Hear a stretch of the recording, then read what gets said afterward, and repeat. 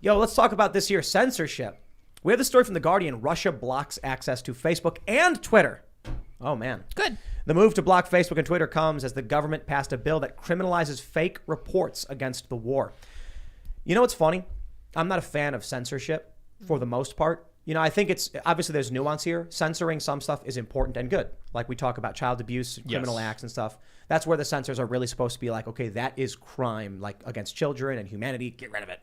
But when I see Russia banning Facebook and Twitter, I feel like this kind of catharsis of like, I wish, just get rid of it. I know. I hate it so much, but it is, truth be told, Twitter and Facebook are still pretty good despite all of the bad.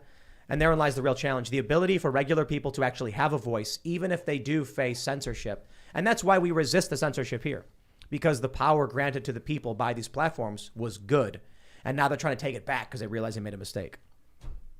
Well, I'm generally against censorship. I generally agree with what you just said. The only really kind of interesting thing, I don't know that it's even directly connected to this.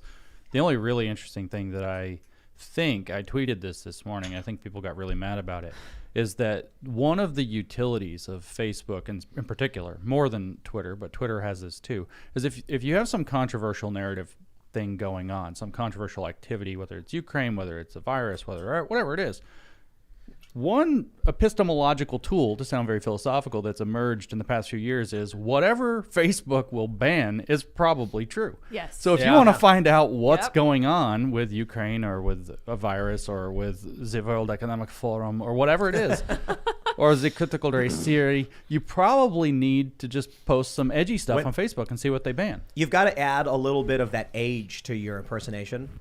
Like he talks like this. Well, I don't have any marbles in my mouth. I just drank an energy drink for. Do we have marbles? You got to stuff your cheek with like toilet paper or marbles. Yeah, I'm a very excited. It's the World Economic Forum. I hear what you're saying about the utility of Facebook in that sense. It's also true of the fact checkers that they're in bed with. I found them incredibly useful in the past. So I remember there was one instance about 2 years ago where I was doing research on a video about the scandal with Biden's son in Ukraine and the investigator being fired by Joe Biden effectively because he said he would withhold aid to their country. And one of the fact checkers that I found, and I was looking up, I wanted to look up debunkings of this to see how strong the argument against the potential for foul play was. And the response was, well, it's true that Joe Biden told them to withhold the funding for Ukraine unless they fired this prosecutor, but that was the official policy of the Obama administration in general. It's like, oh, right, because Biden had nothing to do. The vice president of the administration had nothing to do with the policy of the Obama administration. No, but think about that for 2 seconds.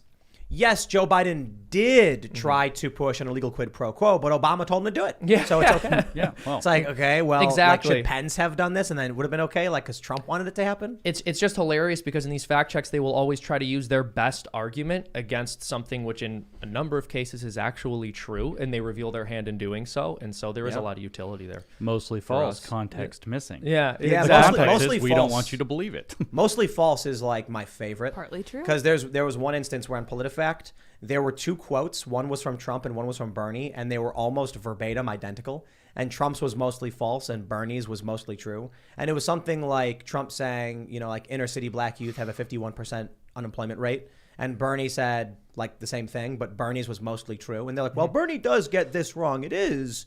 Well, Trump gets most of this wrong. Some of it is true. Along the lines of like who is saying it defines if it's true or not. That's very disturbing to me. It's true. There are other examples. And how do you quantify truth? Like, you know, when they say mostly peaceful protest, how do you quantify when it's most? I got 93%. Yeah, what 93% peaceful, Yeah. 7% fire. Isn't that hilarious? That's 7. They like that was the actual touted number. that. And that's the thing. Well, they used that number as if it was some kind of own. They're like, only 7% of them are violent. Are you insane? This is a country of 330 million people, and these protests are popping up everywhere. Even if it is only 7%, that's insane.